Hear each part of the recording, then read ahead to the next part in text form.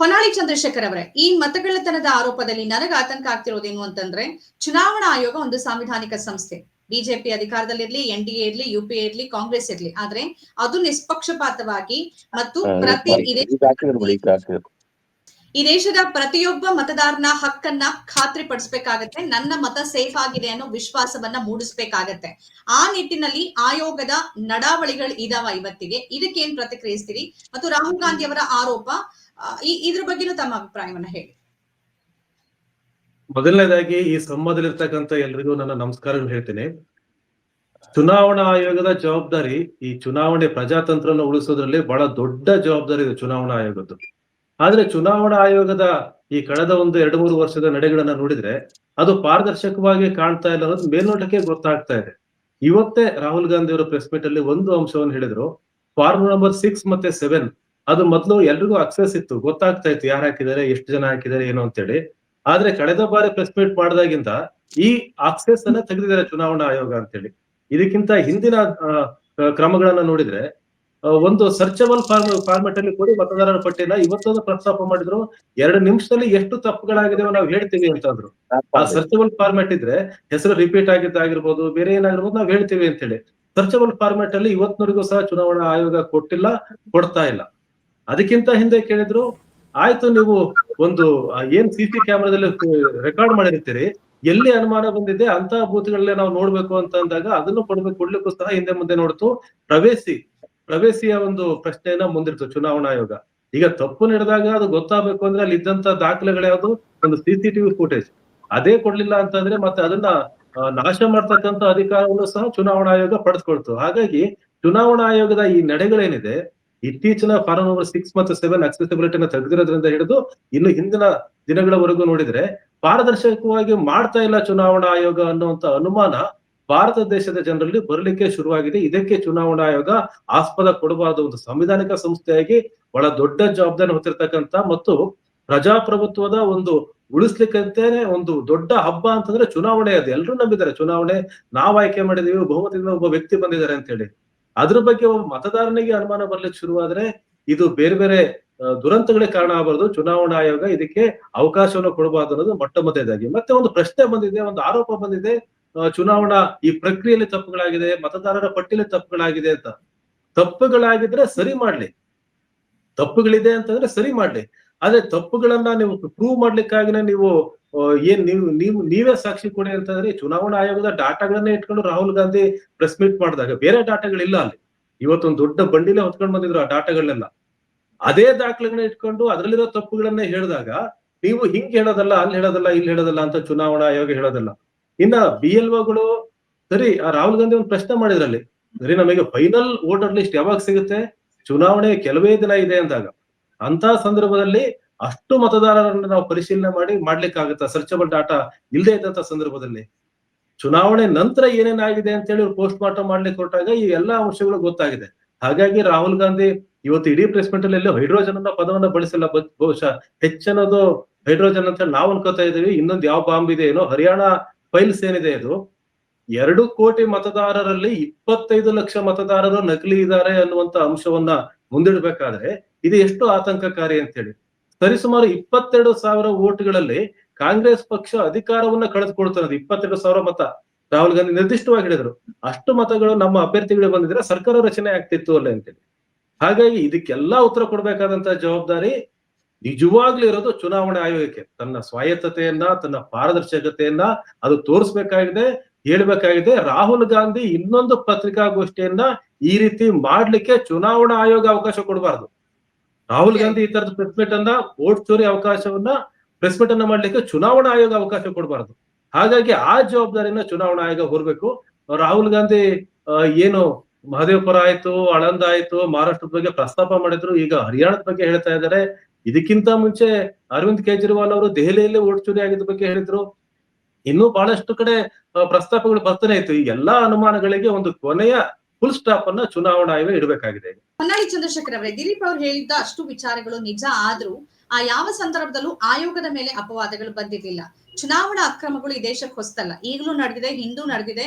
ನಾವು ಬಹಳ ವರ್ಷಗಳಿಂದ ಬೇರೆ ಬೇರೆ ಪಾರ್ಟಿ, ಬಿಹಾರ್ ಇರ್ಬೋದು, ಉತ್ತರ ಪ್ರದೇಶ ಇರ್ಬೋದು, ಕಾಂಗ್ರೆಸ್ ಪಕ್ಷದ ಸಂದರ್ಭದಲ್ಲೂ ಚುನಾವಣಾ ಅಕ್ರಮಗಳು ನಡೆದಿದೆ. ಅಭ್ಯರ್ಥಿಗಳಿಂದ ನಡೆದಿದೆ, ಕಿಡ್ನಾಪ್ ಇಂದ ಹಿಡಿದು ಬೇರೆ ಬೇರೆ ರೀತಿ ಆಡಳಿತ ಯಂತ್ರವನ್ನ ದುರುಪಯೋಗ ಮಾಡಿಸ್ಕೊಂಡಿತ್ತು. ಆದ್ರೆ ಆಯೋಗದ ಮೇಲೆ ನೇರವಾದ ಆರೋಪ ಮತ್ತು ಆಯೋಗ ಈ ತರದ ಪ್ರತಿಕ್ರಿಯೆ ಕೊಡ್ತಿರೋದನ್ನ ತಾವು ತಮ್ಮ ಒಂದು ವೃತ್ತಿ ಜೀವನದಲ್ಲಿ ಗಮನಿಸಿದ್ದಾರೆ. ಮತ್ತು ಜ್ಞಾನೇಶ್ ಕುಮಾರ್ ಅವರ ಉತ್ತರ ಹೇಗಿದೆ ಅಂತ ಅಂದ್ರೆ, ನಿಮ್ಮ ಬೂತ್ ಮಟ್ಟದ ಏಜೆಂಟ್ಗಳು ಏನ್ ಮಾಡ್ತಿದ್ರು ಅಂತ ಅಂದ್ರೆ, ಒಂದು ಆರೋಪ ಬಂದಿದೆ, ಅದಕ್ಕೆ ಪ್ರತಿಯಾಗಿ ಒಂದು ಪಕ್ಷದ ರೀತಿಯಲ್ಲಿ ಅದು ಪ್ರಶ್ನೆ ಕೇಳುವುದು ಎಷ್ಟು ಸರಿ ಅಂತ ಅನ್ಸುತ್ತೆ. ಅದರ ನಿಲುವು ಏನಾಗಿರ್ಬೇಕು ಈ ಸಂದರ್ಭದಲ್ಲಿ? ಅನೇಕ ಮಾಜಿ ಚುನಾವಣಾ ಆಯುಕ್ತರುಗಳು ಮಾತನಾಡಿದ್ದಾರೆ ಈ ಬಗ್ಗೆ, ತಾವೇನ್ ಹೇಳ್ತೀರಿ? ಇಷ್ಟು ಚುನಾವಣೆಗಳಲ್ಲಿ ಮತಗಳನ್ನ ಕದೀತಕ್ಕಂತ ಬೇರೆ ಬೇರೆ ವಿಧಾನಗಳು ಈಗೊಂದು ಕಳೆದ ಒಂದು 60-70 ವರ್ಷದಿಂದ ನಡೆದೇ ಇದೆ. ಈ ಬ್ಯಾಲೆಟ್ ಬಾಕ್ಸ್ ಗಳನ್ನೇ ಎತ್ಕೊಂಡು ಹೋಗಿ ಎಸ್ತಿದ್ದು, ಅಥವಾ ಕೊನೆಗೆ ಇನ್ನೊಂದು ಅರ್ಧ ಗಂಟೆ ಇದೆ ಅಂದಾಗ ಊರ್ನವರೇ ಕೆಲವರು ಬಂದು ಅಲ್ಲಿ ಮತಗಳನ್ನ ಬ್ಯಾಲೆಟ್ ಪೇಪರ್ ಅಲ್ಲಿ ಒತ್ತಿ ಹಾಕಿದ್ದು, ಇದನ್ನೆಲ್ಲ ನೋಡಿದ್ವಿ. ಹಿಂದೆಲ್ಲ ಆಗಿದೆ. ಕಾಂಗ್ರೆಸ್ ಮಾಡಿಲ್ಲ ಅಂತ ಅಲ್ಲ, ಕಾಂಗ್ರೆಸ್ ಮಾಡಿದೆ ಅನ್ನೋ ಕಾರಣಕ್ಕಾಗಿ ಈಗ ನಡೀತಾ ಇರೋದನ್ನ ಕ್ಷಮಿಸಕ್ಕೂ ಆಗೋದಿಲ್ಲ. ಭಾರತದ ಒಬ್ಬ ಪ್ರಜೆಯಾಗಿ ಅಥವಾ ಒಬ್ಬ ಜವಾಬ್ದಾರಿತ ವ್ಯಕ್ತಿಯಾಗಿ ಈ ಮತಗಣತನ ಆಗುತ್ತೆ, ಯಾವ ಸಂದರ್ಭದಲ್ಲಿ ಯಾರೇ ಆಗಿರ್ಲಿ, ಯಾವ ಸಂದರ್ಭದಲ್ಲಿ ಯಾರೇ ಮಾಡಿರ್ಲಿ, ಅದನ್ನು ಒಪ್ಲಿಕ್ ಸಾಧ್ಯ ಇಲ್ಲ. ಭಾರತದ ಸಂವಿಧಾನದ ಒಪ್ಕೊಂಡ್ಮೇಲೆ ಆ ತರದ ಒಂದು ಅಪಾರದರ್ಶಕತೆಯನ್ನು ಒಪ್ಲಿಕ್ ಸಾಧ್ಯ ಇಲ್ಲ. ಆದ್ರೆ ಚುನಾವಣಾ ಆಯೋಗ ಇದುವರೆಗೂ ಯಾವ ಭಾಷೆಯಲ್ಲಿ ಮಾತಾಡ್ತಾ ಇತ್ತೋ ಅದರ ಬದಲಾಗಿ ಬೇರೆ ಭಾಷೆಯಲ್ಲಿ ಮಾತಾಡ್ತಾ ಇರೋದ್ರಿಂದ ಅನುಮಾನ ಶುರುವಾಗಿರೋದು. ಚುನಾವಣಾ ಆಯೋಗ TN ಶೇಷನ್ ಅವರ ಕಾಲ ಆಗಿರ್ಬೋದು, ಅವ್ರು ರೆಕಗ್ನೈಸ್ ಆಯ್ತು ಅವಾಗ. ಅದಾದ ನಂತರ ಚುನಾವಣಾ ಆಯೋಗದ ಬಗ್ಗೆ ಜನರ ಮೇಲೆ ನಂಬಿಕೆ ಬಂತು. ಚುನಾವಣಾ ಆಯೋಗ ಪಾರದರ್ಶಕವಾಗಿ ಒಂದು ಫೇರ್ ಎಲೆಕ್ಷನ್ ಮಾಡುತ್ತೆ ಅಂತ ಹೇಳಿ ಜನ ನಂಬಿದ್ರು. ಇದುವರೆಗೂ ಚುನಾವಣೆಗಳು ಅದೇ ತರ ಆಗಿದೆ ಅಂತ ಹೇಳಿ ಎಲ್ಲ ನಂಬ್ಕೊಂಡು ಬಂದಿದ್ವಿ. ಹರಿಯಾಣ ಚುನಾವಣೆ ಆದಾಗ್ಲೂ ಸಹ ಸೋತಿರ್ಬೋದು, ಒಂದು 22,000 ಮತದಲ್ಲಿ ಕಾಂಗ್ರೆಸ್ ಸೋತಿರ್ಬೋದು ಅಂತಾನೆ ಅನ್ಕೊಂಡಿದ್ವಿ ಎಲ್ಲರೂ ಭಾರತದ ಪ್ರಜೆಗಳು. ಆದ್ರೆ ಅದು ಸೋಲು ಯಾವ ರೀತಿ ಆಯ್ತು ಅಂತ ಇವ್ರು ಹೇಳಿದಾಗ ನಮಗೆ ಜಿಜ್ಞಾಸೆ ಶುರುವಾಗಿದೆ. ತಪ್ಪೆಲ್ಲ ಆಯ್ತು, ಏನಾಯ್ತು ಅಂತ ಹೇಳಿ. ಇದು ಚುನಾವಣಾ ಆಯೋಗ ಇದ್ರ ಬಗ್ಗೆ ಸ್ಪಷ್ಟಪಡಿಸಲೇಬೇಕು. ಜೊತೆಗೆ ನಾನು ಇನ್ನೊಂದು ಅಂಶವನ್ನ ಇಲ್ಲಿ ನಾನು ಹೇಳಕ್ ಕೊಡೋದೇನಂದ್ರೆ, ರಾಹುಲ್ ಗಾಂಧಿ ಅವರು ಇವತ್ತು ಪ್ರೆಸ್ ಮೀಟ್ ಮಾಡ್ಬೇಕಾದ್ರೆ ಒಂದು 3 ಪಾಯಿಂಟ್ ಗಳನ್ನ ನಾನು ಗಮನಿಸಿದೆ. ಒಂದು, ಇಂಡಿಯಾದ ಜಂಜಿ ಏನಿದೆ, ಈ ಜನರೇಷನ್ ಏನಿದೆ, ಅವರು ಇದನ್ನ ಗಮನಿಸಬೇಕು. ನಿಮ್ಮ ಭವಿಷ್ಯವನ್ನ ಧ್ವಂಸ ಮಾಡ್ತಾ ಇದ್ದಾರೆ ಅಂತ ಹೇಳಿ. ಅಂದ್ರೆ ರಾಹುಲ್ ಗಾಂಧಿ ಅವರು ಈ ಮೂಲಕ ಕಾಂಗ್ರೆಸ್ನ ಕೈ ತಪ್ಪಿ ಹೋದಂತ ಅಥವಾ ಕಾಂಗ್ರೆಸ್ನಿಂದ ದೂರ ಇದೆ ಅಂತ ಅನ್ಕೊಂಡಂತ ಈ ಜಂಜಿ ಸಮುದಾಯವನ್ನ ಮತ್ತೆ ಸೆಳಿಲಿಕ್ಕೆ ಈ ರೀತಿಯಾದಂತ ಒಂದು ವಿಷಯವನ್ನ ಜನರ ಮುಂದೆ ಇಡ್ತಿದಾರ ಅಂತ ಒಂದ್ ಅಂಶ. ಇನ್ನೊಂದು, ಬೀಯಿಂಗ್ ಎ ಪೇಟ್ರಿಯಾಟಿಕ್ ಇಂಡಿಯನ್ ಅನ್ನುವಂತ ಒಂದು ಪದ ಹೇಳಿದ್ರು. ನಾನೊಬ್ಬ ದೇಶಭಕ್ತ ಭಾರತೀಯನಾಗಿ ಅಂತ ಹೇಳಿ.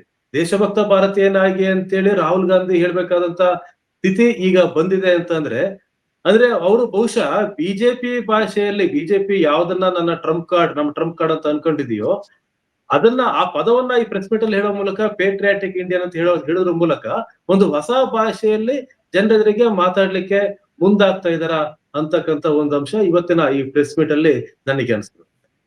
ಜೊತೆಗೆ ಬಿಹಾರದಲ್ಲಿ ನಾಳೆ ಮೊದಲ ಹಂತದ ಮತದಾನ ನಡೆಯುತ್ತೆ. ಅದಕ್ಕಿಂತ ಹಿಂದಿನ ದಿನ ಮಾಡಿರೋದು ಚುನಾವಣೆ ಮೇಲೆ ಒಂದು ಗಮನವನ್ನ ಕೇಂದ್ರೀಕರಿಸಿರ್ಬಹುದು ಅಂತಾನು ಅನ್ಸುತ್ತೆ ಅಲ್ವಾ ಹೊನ್ನಳ್ಳಿ ಚಂದ್ರಶೇಖರ್?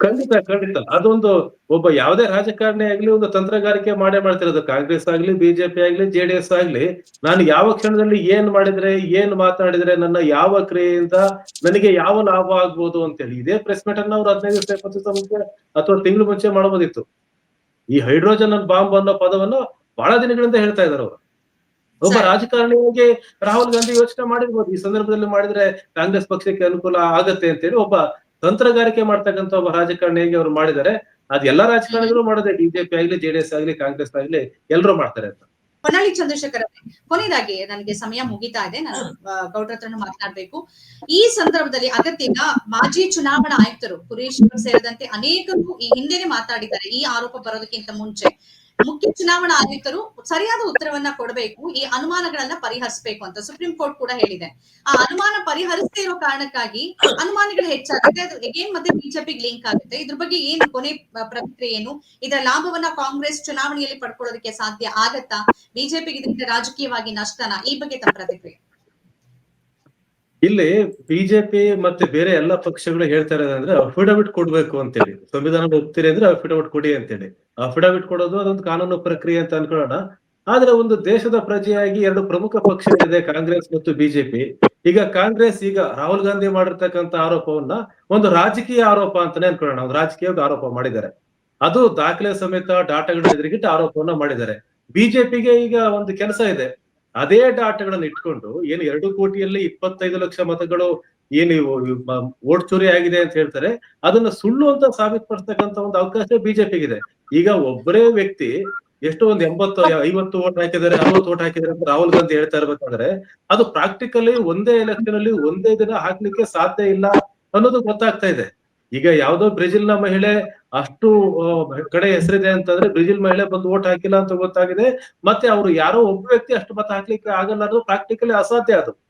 ಹಾಗಾಗಿ ಬಿಜೆಪಿ ಇದನ್ನ ವರ್ಕ್ ಮಾಡಿ ಕಾಂಗ್ರೆಸ್ ಯಾವ ರೀತಿ ಡಾಟಾವನ್ನ ಇಟ್ಟಿದೆಯೋ ಅದೇ ರೀತಿ ಬಿಜೆಪಿ ಸಹ ಅದೇ ಡಾಟಾಗಳನ್ನ ಅನಲೈಸ್ ಮಾಡಿ ಕಾಂಗ್ರೆಸ್ ಇಡೋದು ಸುಳ್ಳು ಅಂತೇಳಿ ಆ ರಾಜಕೀಯ ಆರೋಪಕ್ಕೆ ಒಂದು ರಾಜಕೀಯ ಪ್ರತ್ಯುತ್ತರವನ್ನ ಕೊಡ್ಲಿ.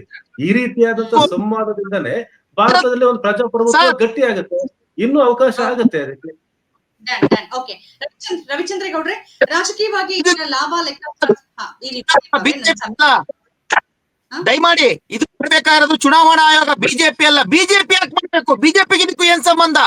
ಇವ್ರು ಮಾಡಿರ್ತಕ್ಕಂತ ಒಂದು ಆರೋಪಕ್ಕೆ ಬಿಜೆಪಿ ಬಂದು ಉತ್ತರ ಕೊಡಲ್ಲ, ಚುನಾವಣೆ ಕೊಡುತ್ತೆ. ಇನ್ 2 ರಿಂದ 3 ದಿವಸದಲ್ಲಿ ನೀವು ನೋಡಿ ಕರೀರಿ, ಚುನಾವಣಾ ಆಯೋಗ ಸರಿಯಾಗಿ ಅವರಿಗೆ ಸಾಕ್ಷಿ ಸಮೇತ ದಾಖಲೆ ಸಮೇತ ಕೊಡುತ್ತೆ. ಬಿಜೆಪಿ ಕೊಡೋದಿಲ್ಲ. ಬಿಜೆಪಿ ಒಂದ್ ನಿಮಿಷ. ಈಗ ಅವ್ರೇನ್ ಹೇಳಿದ್ರು ಅಂತಂದ್ರೆ, ಈಗೇನ್ ಅದನ್ನ ಚುನಾವಣಾ ಆಯೋಗವನ್ನ ಯಾರಿಗ್ ಲಿಂಕ್ ಮಾಡಿದ್ರು? ಬಿಜೆಪಿಗೆ ಲಿಂಕ್ ಮಾಡಿದ್ರು. ಚುನಾವಣಾ ಆಯೋಗ ಮತಗಳ್ಳತನದ ಮುಖಾಂತರ ಬಿಜೆಪಿಗೆ ಅಧಿಕಾರ ಹಿಡಿಯೋದಕ್ಕೆ ಅವಕಾಶ ಮಾಡ್ಕೊಡ್ತಿದೆ ಅಂತ. ಆ ಕಾರಣಕ್ಕೆ ರಾಹುಲ್ ಗಾಂಧಿ ಸುಳ್ಳು ದಾಖಲೆಗಳನ್ನ ಅಥವಾ ಡೇಟಾವನ್ನ ಮುಂದಿಟ್ಟಿದ್ರೆ ಅದನ್ನ ಸತ್ಯವನ್ನ ಬಯಲು ಮಾಡುವ ಇದೊಂದು ರಾಜಕೀಯ ಆರೋಪ ಅಂತ ತಾವು ಹೇಳಿರೋದ್ರಿಂದ ಆ ರಾಜಕೀಯ ಆರೋಪಕ್ಕೆ ಪ್ರತ್ಯುತ್ತರವಾಗಿ ಮತ್ತು ಪ್ರತ್ಯಾಸ್ತ್ರವಾಗಿ ಸರಿಯಾದ ಡೇಟಾವನ್ನ ಜನರ ಮುಂದಿಟ್ರೆ ಹೌದು ರಾಹುಲ್ ಗಾಂಧಿ ಸುಳ್ಳು ಹೇಳ್ತಿದ್ದಾರೆ ಅಂತನಾದ್ರೂ ಗೊತ್ತಾಗತ್ತಲ್ಲ ಅಂತ ಅವ್ರು ಹೇಳಿತು ಅಲ್ವಾ? ಹೌದು, ನಿಜವಾಗ್ಲು. ಯಾಕಂದ್ರೆ ಇದೊಂದು ರಾಜಕೀಯ ಆರೋಪ. ಅಫಿಡವಿಟ್ ಬಿಟ್ಟಾಕ್ಬಿಡೋಣ. ಈ ರಾಜಕೀಯ